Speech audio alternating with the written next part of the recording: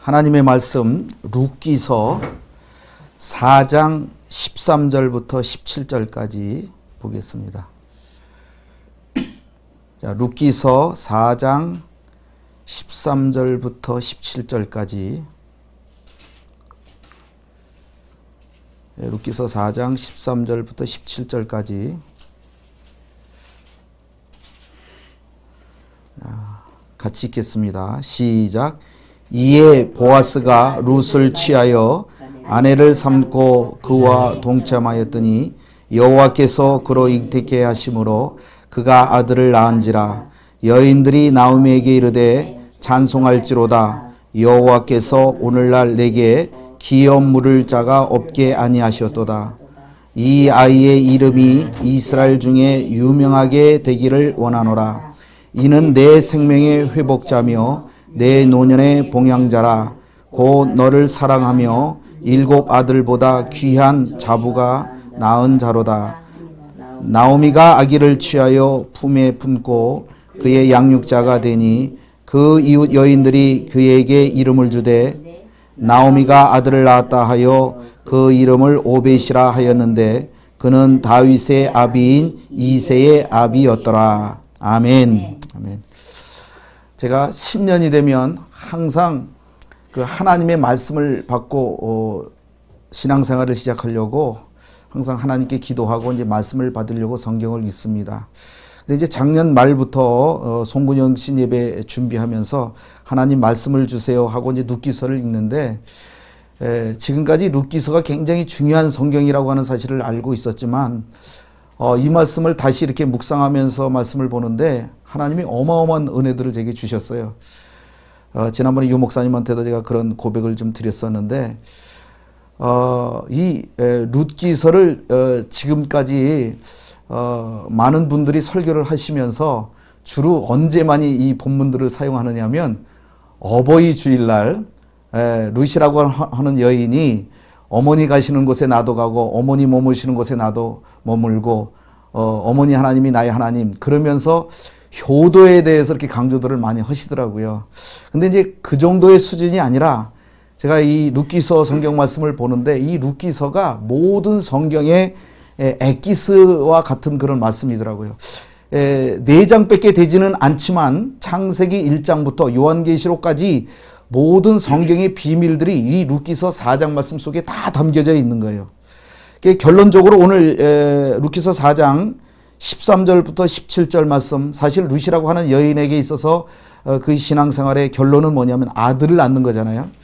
그래서 결국은 이제 시어머니 나오미를 따라서 베들레헴에 와가지고 보아스를 만나가지고 그 잉태해서 아들을 낳는데 여기 이제 14절에 보면 기업 물을 자가 등장하는데 이것도 굉장히 중요한 비밀이고요.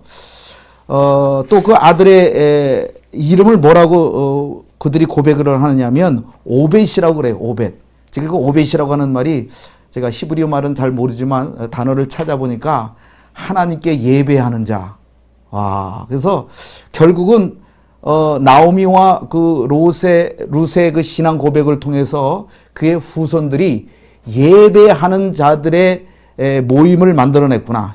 예배하는 삶을 사는 그런 민족을 만들어냈구나 하는 그런 모습들이 이 성경 말씀을 통해서 오늘 이렇게 우리가 같이 나눠봤으면 좋겠습니다. 사실은 우리 룻기서라고 하는 성경 그 본문 말씀이 시대적으로는 그 룻기서 1장 1절 보면 사사 시대인 것을 우리가 볼 수가 있어요. 그래서 사사 시대 때는 어떤 시대냐면 성경에 사사기 21장 25절 맨 끝에 보면 이런 말씀이 기록되어 있습니다. 그때에 이스라엘의 왕이 없으므로 사람들이 각각 그 소결에 옳은 대로 행하였더라. 그러니까 왕이 없기 때문에 물론 하나님이 왕이신데도 하나님을 왕으로 따르질 않았던 이스라엘 백성들에게 있어서 왕이 없었기 때문에 자기 생각에 옳은 대로 생활을 했던 거예요. 그래서 그 당시에 사사시대에 살아갔던 이스라엘 백성들이 가나안 땅에 있는 우상 숭배에 빠졌고 또 음란에 빠졌고 그래서 이제 12사사 이야기가 끝나고 난 다음에 사사기 뒤편에 보면 레위인이 첩까지 두고 그 첩을 데리러 갔다가 첩이 강간을 당해서 그 첩의 몸을 12각으로 쪼개가지고 각 지파별로 다 보내면서 베냐민 지파하고 전쟁이 일어나는 아주 끔찍한 그런 이야기들, 그리고 또 미가 집안의 그 제사장 그 세우는 그런 이야기들을 이렇게 쭉 살펴보면서 얼마나 영적으로 혼탁스럽고 말씀에 따라 살지 못하는 그 이스라엘 백성들의 그런 모습들을 그 성경을 통해서 살펴볼 수가 있는데, 이 사사기 시대의 연장선이 바로 룻기서고, 또 룻기서 다음에 나오는 성경이 바로 사무엘상인데, 사무엘상 처음에 이제 들어가면 물론 이제 한나가 기도하는 이야기도 나오지만, 그 시대가 누구의 시대였었느냐면 엘리라고 하는 제사장 시대였거든요. 근데 그 엘리라고 하는 그 제사장 시대 때도 영적으로 얼마나 암울했는지 우리가 성경을 통해서 너무나도 잘 살펴볼 수가 있잖아요. 그 엘리의 두 아들 홈니와 비느하스의 그들의 그 신앙생활하는 모습이 얼마나 악했는지 한번 우리가 성경을 너무나도 잘 알고 있잖아요. 그런 시대 때에 룻이라고 하는 여인의 이야기가 지금 등장하고 있는 겁니다.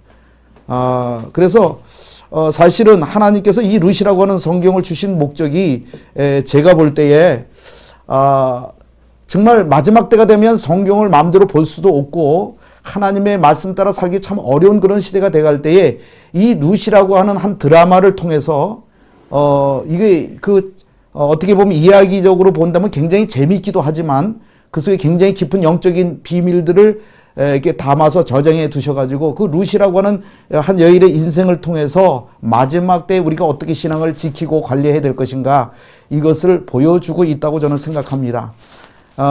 그래서 영적으로 그 어려울 때에 하나님께서 이스라엘 백성들을 징계하시는데, 그 징계하시는 방법 중에 가장 흔히 쓰시던 하나님의 방법 중에 하나가 뭐냐면 기근이 그 땅에 들게 하셨다고 하는 그런 말씀입니다. 그래서 사사기 지나서 이제 룻기 1장에 보면 1장 1절에 사사들이 치리하던 때에 그 땅에 흉년이 드니라. 흉년이 들었던 목적은 뭐냐? 하나님 말씀대로 살지 않았기 때문에 흉년이 들어요.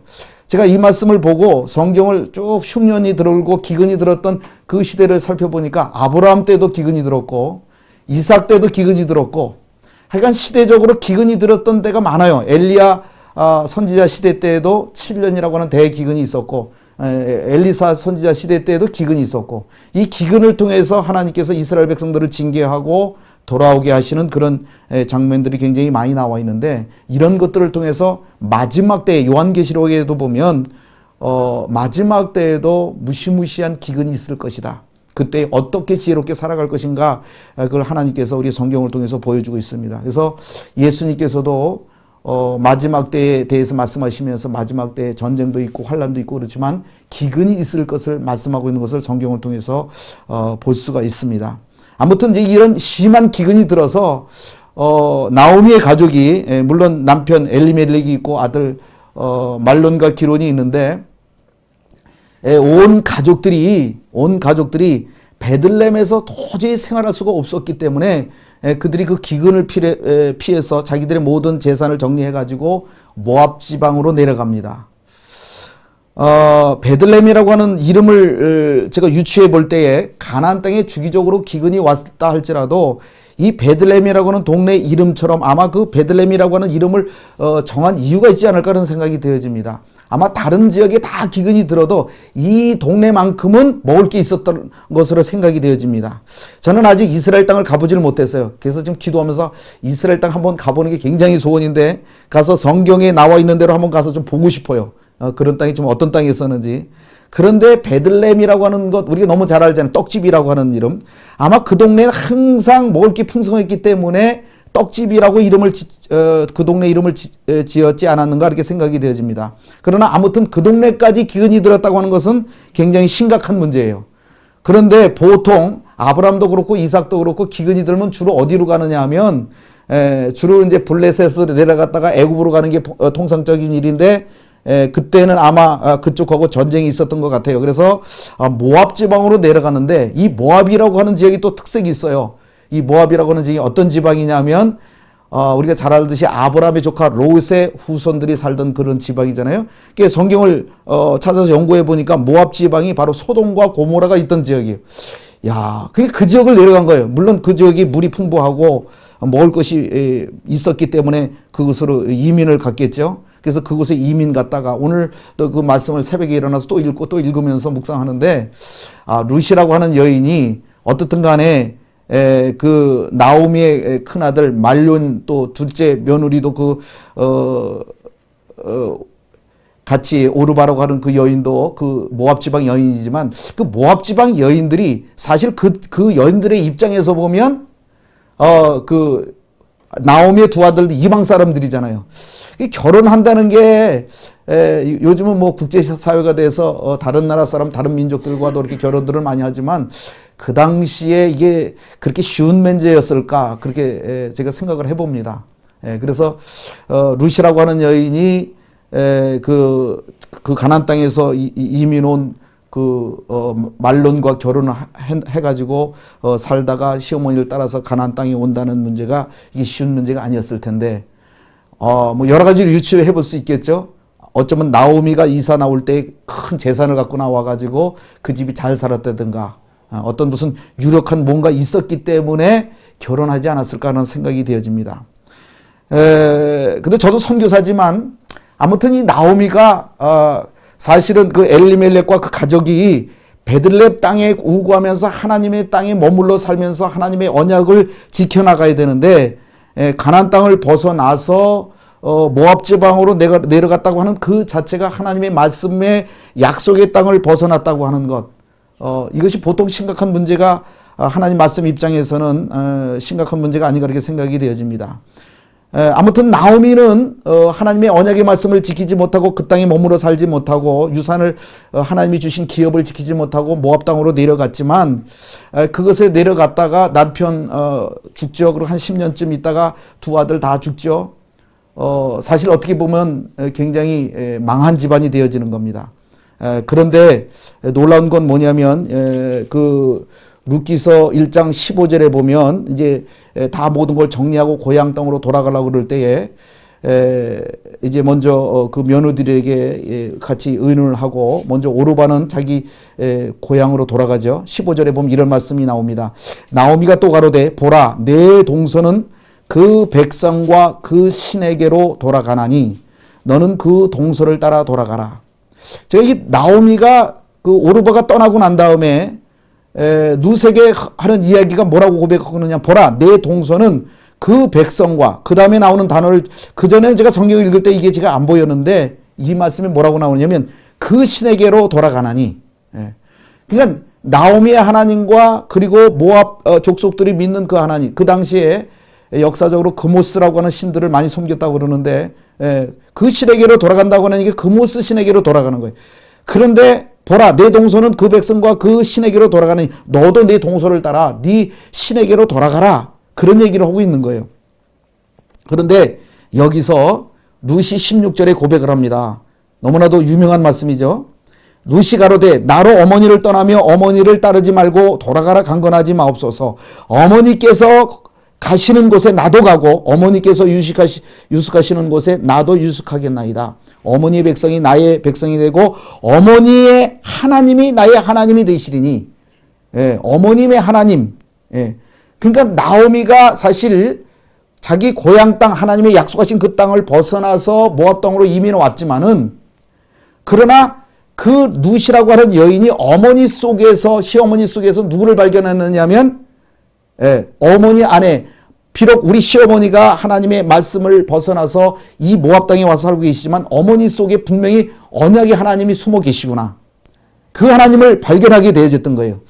저는 이 말씀을 보면서 나오미가 선교하러 모압 땅에 간 건 아니지만 어떨 때에 고난과 환난 속에서, 고통 속에서 남편 잃고 두 아들을 잃었으니 얼마나 괴로운 인생을 살았겠어요.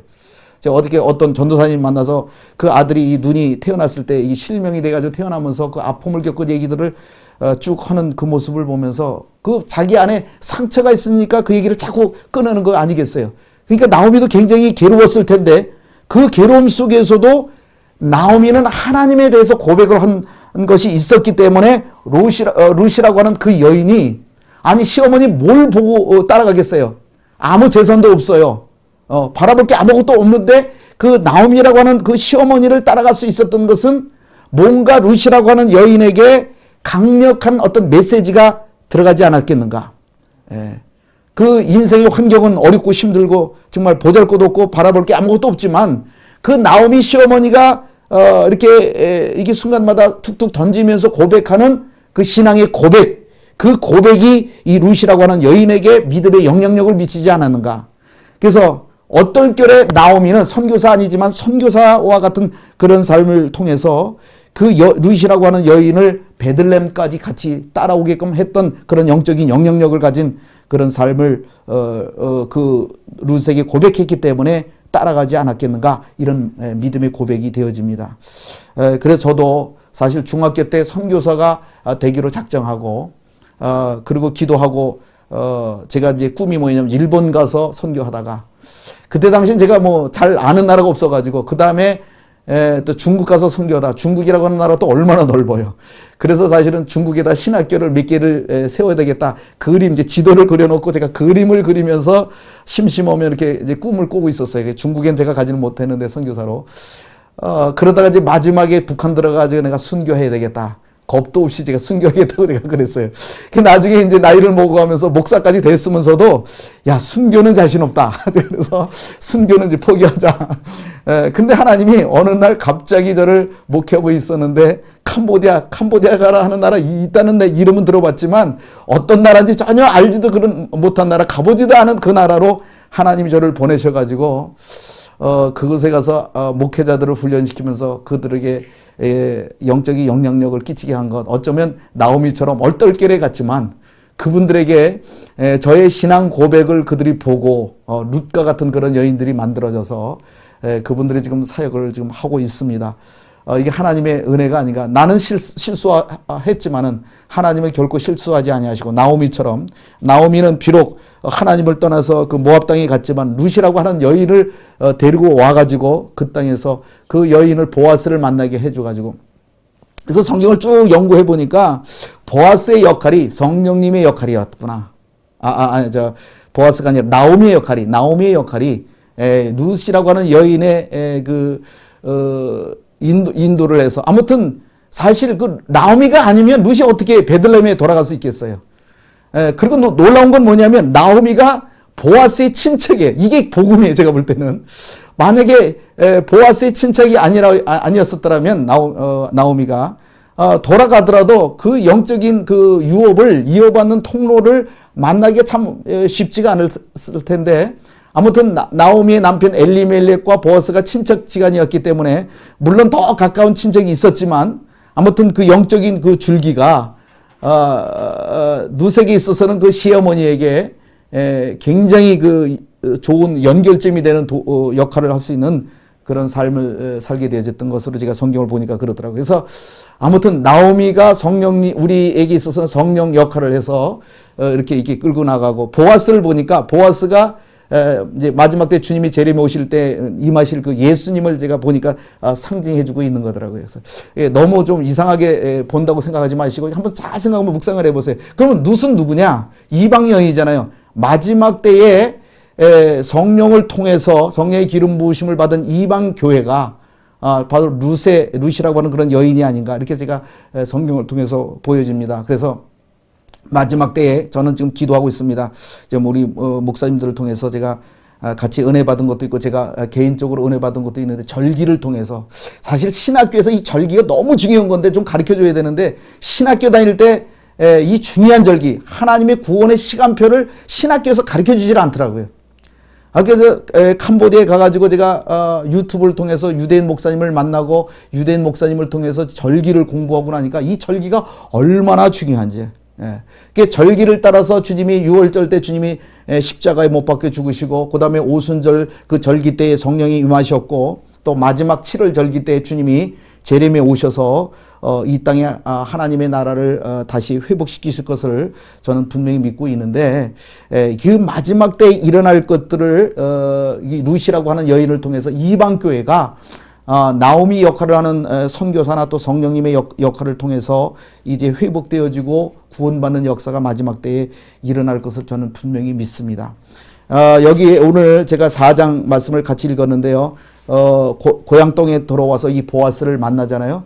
근데 이 루시라고 하는 여인이 2장 23절에 보면 이삭 죽기를 하러 나가는데 보아스가 소년들에게 가까이 있어서 보리 추수와 밀 추수를 마치기까지 이삭을 주으며 그 시모와 함께 거하니라. 이게 보리 추수 때는 이게 6월절 때거든요. 성경에 절기적으로 보면. 그러면 밀 추수 때는 언제냐? 이건 6월절을 지나서 이제 오순절 날 때예요. 그래서 보리 추수 때는 6월절 때인데 6월절, 무교절, 초실절. 그래서 초실절 날부터 그 유대인들은 오모세기라고 하는 걸 하는데, 오모라고 하는 그 곡식단을 얘기하는데, 그 오모세기를 초실절부터 시작해가지고 오모 첫째 날, 오모 둘째 날 이거 세 나가가지고 그 오순절 날까지 오모 50단 딱 되는 날 오순절이 시작되어지는데, 그러니까 성경에는 이제 이걸 암시하고 있다고 저는 보여집니다. 그래서 보리 추수가 시작되어지는 그날 때부터 시작해서 보리 그 초실절 날 첫 번째 그 이삭을 주시면서 오늘은 첫째 날이야. 또 둘째 날 이삭을 주시면 오늘은 오모 둘째 날이야. 그러니까 누시라고 하는 여인도 시어머니를 통해서 오늘 지금 우리가 오모를 세는 기간이다. 그 분명히 배웠겠죠. 그러면서 밀 추수할 때까지 계속해서 그 이삭을 주워 나가는 거예요. 그러면서 오순절을 삼하고 기다리면서 그렇게 나가요. 물론 3장에 가보면 이제 그 타작마당이 열리고, 그리고 거기서 이제 보아스와 이렇게 이불을 덮는 이야기, 오늘 그 자세하게 그 말씀을 안 드리겠지만은, 아무튼 이 마지막 때에 주님이 제렘에 오셔서 공중에서 우리가 천년왕국 들어가기 전에 혼인잔치가 이루어질 텐데, 이것을 지금 상징적으로 저는 지금 보여주고 있다고 저는 이렇게 생각이 되어집니다. 그래서 이제 마지막 때 천년왕국에 들어가는데, 결국은 이 룻기서 마지막에 누구의 나라가 세워질 것을 말하고 있느냐면, 룻기서 4장 22절에 보면 오벳은 이새를 낳고 이새는 다윗 왕을 낳으니라. 그래서 결국은 다윗 왕국을 지금 말하고 싶어 하는 거예요. 룻기서를 통해서. 그럼 다윗의 나라는 결국은 영원한 나라, 주님이 이 땅에 제рем에 오셔서 천년왕국을 이루실 텐데, 결국은 그것을 말씀하고 싶어 하는 것이 룻기서를 통해서 저는 보여집니다. 제가 마지막으로 말씀을 여기 이제 정리하면서 사실 여기 이제 이 나옴이라고 하는 이름이 사실은 기쁨이라고 하는 말이잖아요. 그래서 아까 성령을 상징한다고 제가 말씀도 드렸어요. 근데 그때 돌아왔던 해가 저는 이 기업 무르는 그 이야기를 통해서 아마 신년이 아니었겠는가 이렇게 생각이 되어집니다. 그래서 제가 자세히는 모르지만 금년이 신년이라고 얘기를 들었어요. 금년이 이스라엘 그 절기적으로 금년이 신년 50년째마다 다가오는 신년인데, 또 놀라운 건 뭐냐, 캄보디아가 금년 기독교 100주년입니다. 그래서 지금 100주년 행사들을 준비하냐고 굉장히 좀 분주하고 바쁜데, 그래서 행사로 끝날 것이 아니라 사실 100주년이 되는데 아직 캄보디아 기독교는 굉장히 연약합니다. 제가 이제 캄보디아 목회자 훈련을 하면서 아마 지금 캄보디아 정식 목사 안수받은 분들이 한 1,500명쯤 있지 않을까 그렇게 생각이 되어지는데요. 근데 전국에 있는 교회들을 거의 다, 저만큼 캄보디아에 있는 지역 교회를 다녀본 목사, 선교사는 거의 없을 거예요. 저희 제자들이 거의 대부분 목회자들이 저희에 와서 한 달에 한 번씩 와서 3박 4일씩 합숙으로 훈련을 받고 가는데, 그래서 뭐 새벽 5시부터 밤 10시까지 풀로 훈련을 받고 말씀을 듣고 기도하고, 그리고 이제 훈련 받고 자기들 사역지로 돌아가서 사역들을 하는데, 대부분의 목회자들이 거의 다 와서 훈련을 받고 돌아갔습니다. 그리고 그래서 그분들을 제가 가서 어떻게 사역하는지 직접 가서 다 보고, 가보면 아직까지도 굉장히 교회들이 연약하고, 하여간 어른 성도가, 아이들은 많죠. 어른 성도가 한 10명 정도 되면 그건 대형 교회입니다. 시골에서. 그리고 그냥 가보면 예배당이 다 비어있고 먼지들이 그냥 쌓여있고, 그래서 무슨 뭐 선교사가 와가지고 무슨 뭐 손님이 왔다 그러면 이제 이렇게 사람들을 모아놓고 선물 나눠주고 행사 위주로 이렇게 하긴 하는데, 하여간 진짜 교회가 아직 굉장히 연약하고, 그 다음에 가장 문제는 뭐냐면 목사님들, 캄보디아 목회자들이 목사가 뭔지, 목회가 뭔지를 몰라요. 두 번째는 교회가 뭔지는 몰라요. 그러다 보니까 교회가 굉장히 연약하고, 그래도 감사한 건 뭐냐면 그럼에도 불구하고 그들이 모여서 예배를 드리고 있다고 하는 것은 기적이고, 그분들이 그릇터기이기 때문에 저희는 그분들을 모셔다가 말씀을 가르치고, 코로나가 터진 건 저에겐 굉장히 은혜예요. 그동안 굉장히 세미나 위주로 이렇게 많이 훈련들을 해왔는데 코로나가 터지면서 어떤 역사들이 일어나느냐면 우리가 이제 집회들을 하지 못하니까 제가 각 도별로 매주 5분에서 10분씩 목회자들을 저희 센터에다가 불러다 모아놓고 이게 5명, 10명이니까요. 너무 좋아요. 한 명씩이 점검을 하니까 그분들이 진짜 믿음이 있는지 진짜 말씀을 알고 있는지 이걸 다 점검을 하니까 너무 좋아요. 그래서 오랫동안 할 수 없어가지고 월요일날 아침 8시부터 저녁 10시까지 그리고 화요일날 아침 8시부터 저녁 10시까지 제가 풀로 밥 먹는 시간만 빼놓고 성경을 이렇게 쭉 강해를 했어요. 실질적으로 이분들에게 성경을 이렇게 쭉 가르치다 보니까 이분들이 성경을 너무도 모르고 있는 거예요. 그 문제는 또 성경을 너무 안 읽고 있었어요. 그래서 왜 성경들을 안 읽습니까? 그랬더니 읽어도 무슨 소리인지 모르니까 재미가 없어서 성경을 안 읽었습니다. 이분들이 그래서 이틀 동안 거의 하루에 12시간씩 풀로 12시간씩 성경을 듣고 강의 설교를 저를 통해서 이게 공부를 하고 나서 그러니까 이틀 동안 24시간 동안 성경을 배우죠. 그러고 나서 이분들이 나중에 이제 돌아가면서 뭐라고 고백하냐면 이제 성경이 읽어져요. 너무 성경이 재밌어요. 그래서 창세기 주로 많이 해줬는데 그 창세기만 갖고도 이분들이 이제 출애굽기, 레위기, 민수기, 신명기가 쭉 이분들이 이제 보이기 시작을 하는 거예요. 그래서 이분들이 성경을 읽어지기 시작하니까 이제 성경의 재미가 들렸고 이분들이 돌아가서 성경을 가지고 자기 성도들에게 훈련도 시키고 그러면서 이제 성령의 기름 부심이 나타나면서 이분들이 놀라운 역사들이 일어나는데 캄보디아는 사실은 불교 국가가 아니고 보통 불교 국가라고들 알고 있는데 제가 연구해 보니까 캄보디아는 힌두교 국가입니다.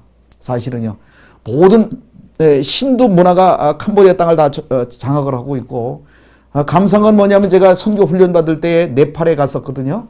네팔에 가서 한 달 동안 훈련을 받고 왔는데 그 네팔에 가서 힌두 문화를 다 연구를 하고 공부를 했어요. 마침 또 거기에 우리를 인도하셨던 선교사님이 대단한 아주 힌두교의 전문가였어요. 그래서 그분이 힌두가 어떤 것인지 다 가르쳐 주셨고 그 불교는 뭐냐? 힌두교가 워낙 엉망이고 또 힌두교가 교리가 없기 성경이 없기 때문에 그들의 뭐라 그러죠? 경전이 없기 때문에 그분들이 그냥 엉망진창이거든요. 하여간 힌두 사원 곳곳마다 다 다니면서 그분을 따라다니면서 공부를 다 했어요. 얼마나 무식하고 또 더럽고 아주 지저분하고 우리는 그래도 어떤 우상을 섬기는 우리나라 불교 사원들을 가봐도 절을 가봐도 깨끗한데 네팔에 가보니까 너무너무 지저분해요. 사원들은 잘 져놓고 아주 지저분하게 하는데 그 더러운 물로 갖다 양치질하고 뭐 닦고 뭐 발도 닦고 그런 예식들을 행하는데 그분이 얘기하기로는 불교는 하여간 힌두교가 너무 더럽고 지저분하니까 종교개혁해서 좀 이게 힌두교를 좀 제대로 좀 한번 해보자. 그래서 종교개혁에서 나온 것이 바로 불교라고 그러더라고요. 그래서 불교하고 힌두끼리 서로 싸워요. 캄보디아에서도 불교를 좋아하는 왕이 등장하면 힌두교를 말살하는 정책을 폈고, 그 다음에 힌두를 신봉하는 왕이 등극을 하면 불교를 다 이렇게 말살해서 불상의 머리를 다 잘라버리고, 그래서 그 앙코르에 가면 불상이 몸이 있는데 머리가 없어요. 그런 신상들이 많이 있고 그러는데, 그래서 사실 캄보디아는 불교라기보다는 힌두 문화에 더 가깝게 젖어져 있고, 그러다 보니까 어떤 역사들이 많이 일어나냐면 귀신이 많아요.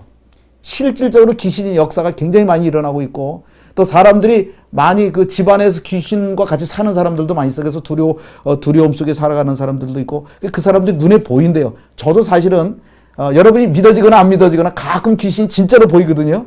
그 귀신이 진짜로 보면 그 무서움이라고 하는 게 뭐 말할 수 없어요. 그 굉장한 공포가 그 귀신들이 보여주는데, 근데 이제 캄보디아의 그 귀신 들린 사람들이 그 두려움 속에 살아가니까요, 사람들이 미쳐버리죠. 안 미칠 수가 없죠.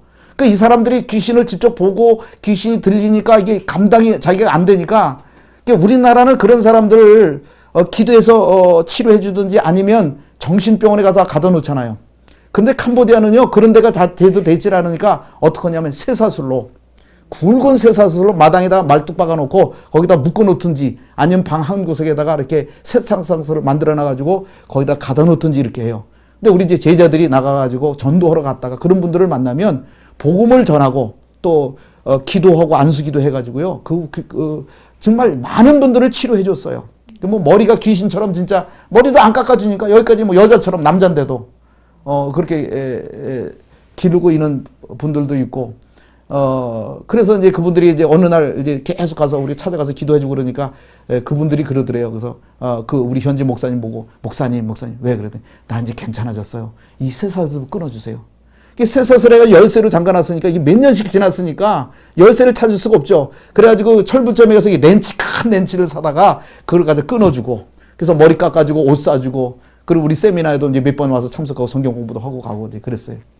또 어떤 분은 저희 센터에서 이제 19년도에 그러니까 대형 집회를 한번 했거든요. 그 CM립에서 캄보디아 목회자들 전도사급 되는 분들 한 1,500명 모아놓고 그 다음에 이제 중국 대륙에서 또 대만에서 한 250명에서 한 300명 가까이 오셨는 것 같아요. 그래서 그분들과 같이 연합으로 이렇게 사역을 할 때 이제 찬양단이 필요해가지고 저희 찬양 연습을 하는데 찬양만 부르는데 이 찬양의 역사 있는 걸 그때 제가 처음 경험했어요. 찬양 연습하냐고 찬양만 3박 4일 동안 찬양팀을 훈련시키는데 그 중에 시임립 쪽에서 온 청년 3명하고 깜뽕 톰이라고 하는 지역에서 온 청년 1명하고 해서 4명이 그냥 귀신이 드러나가지고 찬양만 부르는데 그냥 그래가지고 그냥 쓰러져 버린 거예요. 그래서 찬양 연습하다 말고 그분들을 놓고서 이제 우리가 안수기도 하고 축사 사역을 이렇게 해가지고 그때 이제 목사님이 한 분 계셨는데 그 목사님이 이제 축사 사역에서 귀신을 내어쫓는 것을 경험으로 한 거예요. 그래가지고 이제 자기 동네로 돌아가서 전도 사역을 하는데 어느 집에 들어갔더니 한 청년을 그 방에다가 이게 사차상설해가지고 문으로 잠가서 가다 놓은 거예요. 그래서 왜 그러냐 그랬더니 옷을 안 입는 거예요. 옷을 왜 안 입냐 그랬더니 귀신이 들어가지고 8살 때 귀신이 들어가지고 옷을 못 입게 하는 거예요. 그래가지고 그 청년이 28살이 됐어요. 20년 동안 옷을 못 입고 옷을 안 입으니까 사회생활을 할 수가 없잖아요. 예.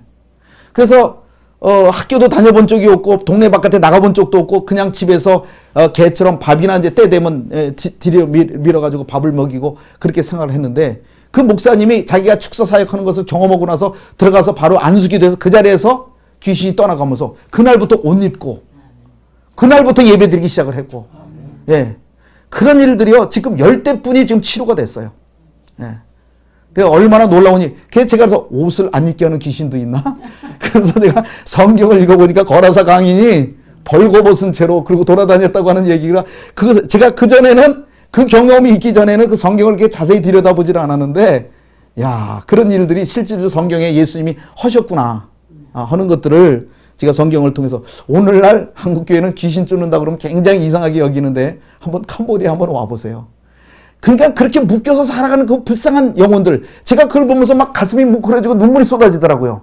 이게 몸으로 묶여있는 사람들만 묶여있는 게 아니라 영적으로 마음으로 이렇게 묶여져 있는 사람들이 한국 땅에도 집사 권사님 중에 우울증 걸려서 자살하는 사람이 얼마나 많아요.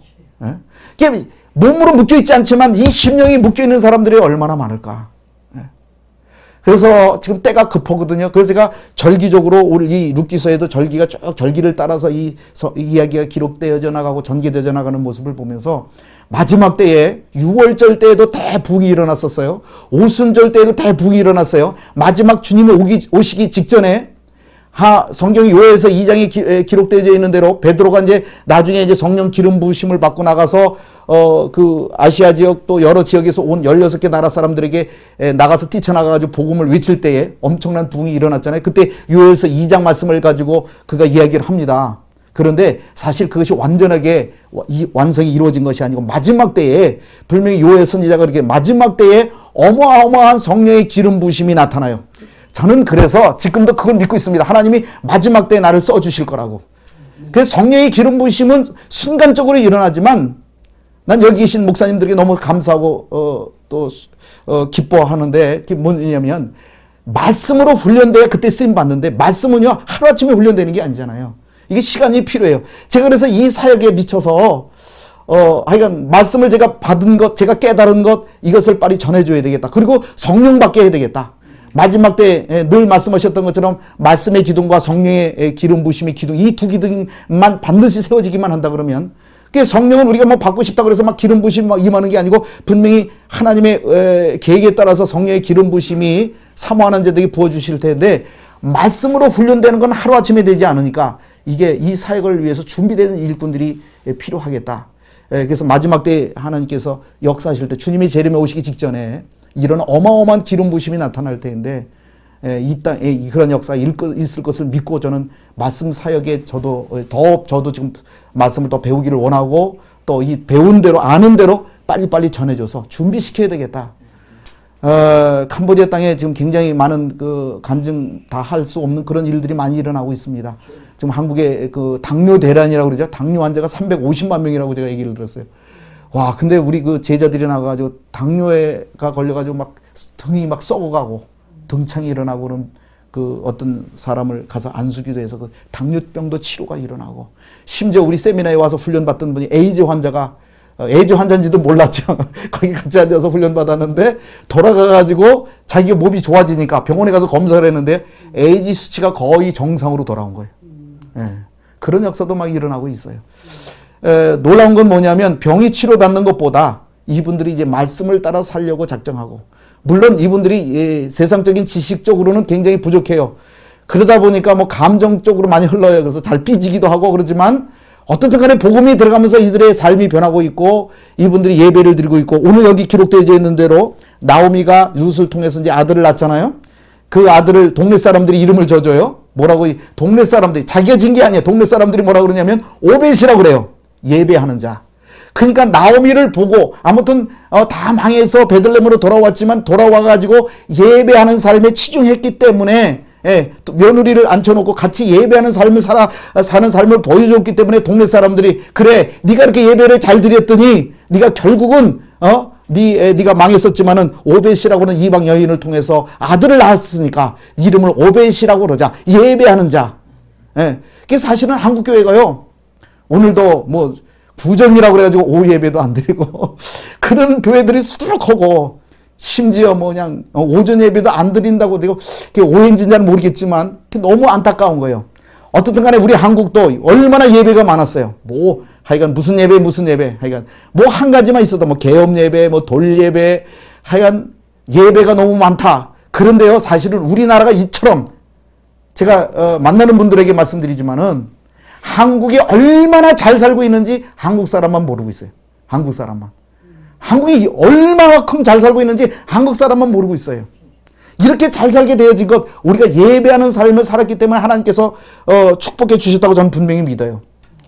그래서 어떻든 간에 이 예배가 회복되어지고 우리가 가는 데마다 교회를 세우고 예배하는 그런 모임을 만들 수 있도록 어떻든 간에 계속해서 예배해서 그래서 오늘 저희가 이거 마치고 이제 홍천으로 가는데 거기에서도 저희가 쉬지 않고 예배 드릴 겁니다. 계속 오늘 저녁부터 시작해가지고 뭐 저녁 늦게까지 계속해서 말씀 뭐 계속 들을 것이고 또 내일 새벽부터 일어나서부터 밤늦게까지 하루 종일 밥 먹는 시간 외에는 내가 가서 그분들에게 부탁할 겁니다. 물론 힘들겠지만은 이렇게 말씀 들을 기회가 없으니까 요즘 또 얼마나 바빠요. 마귀의 역사 중에 하나가 뭐냐면 사람들을 바쁘게 해서 말씀에 관심 가질 시간 없게 하고 예배드릴 시간 없게 만들고 그래서 이런 모임들이 계속해서 일어났으면 좋겠습니다. 요번에도 참 기적입니다. 요번 모임에 정말 제가 뭐 알려지지도 않은 목사고 또 선교사라 누가 알아주지도 않는 그런 사람인데 하여간 한 목사님들이 한 10분 정도 오신다고 그러고 평신도들이 한 20명 오신다고 그러는 게 이게 제가 별 광고도 내지도 않았고 그냥 우리끼리 서로 그냥 한번 이런 모임 가져봅시다 그랬더니 이렇게 사람들이 모인다고 하는 거 이거 하나님의 역사고 기적이고 분명히 하나님의 한국 강산을 위해서 뭔가 일을 시작하실 때가 되지 않았는가 이런 때가 되어집니다. 하여간 코로나 핑계 때문에 예배를 자꾸 없애고 기도도 안 하고 그랬는데 하나님은 믿는 자들 하나님의 은혜를 주실 자들에게는 코로나를 통해서 더 예배하게 하시고 부흥이 일어나게 하시고 또 축복도 받게 하시고 이런 역사들이 일어나게 하셨습니다. 아무튼 하나님의 계획은 지금 계속 이루어져 나가고 있습니다. 이 룻기서 굉장히 중요합니다. 여러분 이제 좀 이걸 우리 유 목사님이 녹화하고 계시는데 이 유튜브를 보시는 분들 하여간 룻기서를 읽으시면서 이 룻기 속에 담겨져 있는 모든 비밀들 여러 가지 비밀들이 있습니다. 여기에 신년의 비밀도 담겨져 있고 기업 무르는 그 자체가 사실 신년에 대한 이야기거든요. 그래서 여기 많은 여러 가지 비밀들이 담겨져 있는데 성경의 이 짧은 드라마를 통해서 하나님께서는 성경 전체를 다 말씀하고 싶어 하시는 거예요. 그래서 4장밖에 되지 않지만 성경의 엑기스라고 생각을 하시고 금년에 여러분들이 묵지서를 많이 읽으시고 묵상하시기를 주의 이름으로 축원합니다. 기도하겠습니다. 하나님 아버지 감사합니다. 부족한 종이 아버지 하나님 나오미의 인생을 살펴보고 또 루시라고 하는 여인의 인생을 통해서 얼마나 하나님이 말씀하고자 하시는 비밀들을 우리에게 마지막 때에 보여주길 원하시는지를 살펴보았습니다. 하나님 아버지, 이제 예배가 무너져가고 있는 이 시대에 코로나 핑계대지 않게 도와주옵시고 우리가 예배하는 장소에 달려갈 수 있도록 도와주시옵소서. 그래서 나오미의 고백을 통해서 룻이 그 모압 땅을 버리고 그 시어머니의 땅, 이국 땅까지 찾아와서 결국은 하나님의 영적인 기업을 받아내고 마는 그런 신앙을 가지게 하였던 것처럼 우리가 나오미처럼 얼떨결에 선교사가 되었을지라도 아버지는 영적인 영향력을 끼칠 수 있는 그런 믿음의 삶을 살게 도와주옵시고 또 망해서 고향 땅에 돌아왔지만 그 동네 주민들에게 예배하는 삶을 보여줌으로 말미암아 그가 룻을 통하여 아들을 낳았을 때에 오벳이라고 하는 그런 고백을 하였던 것처럼 예배하는 자, 아버지 하나님 우리가 정말 예배하는 자가 되기를 원합니다. 아버지 하나님 예배가 회복되게 도와주옵소서. 한국 땅의 교회들마다 문이 닫혀 있습니다. 하나님 아버지 하나님 24시간 예배하는 교회들 되게 도와주옵시고 월요일부터 주일까지 아버지 하나님 7일 동안 예배가 끊어지 아니한 교회들 되게 도와주옵소서. 새벽 예배가 아버지 하나님 중단된 교회들마다 새벽 예배가 회복되게 도와주옵시고 수요 예배, 금요 기도회, 아버지 하나님 주일 오전 예배, 오후 예배, 저녁 예배가 다 회복되어지는 역사 있게 도와주시사 아버지 하나님 예배를 통해서 많이 하나님을 만날 수가 있는데 아버지 하나님 예배가 정말로 이 땅에 회복되게 도와주옵시고 또 우리가 이 예배의 신앙을 가지고 아버지 하나님 전국 방방곡곡 아버지 하나님 전 세계 열방과 민족을 향하여 나가 아버지 하나님 그 민족으로 하여금 예배하는 민족 되는 아버지 하나님 그런 아버지 사역을 감당할 수 있도록 역사하여 주시옵소서.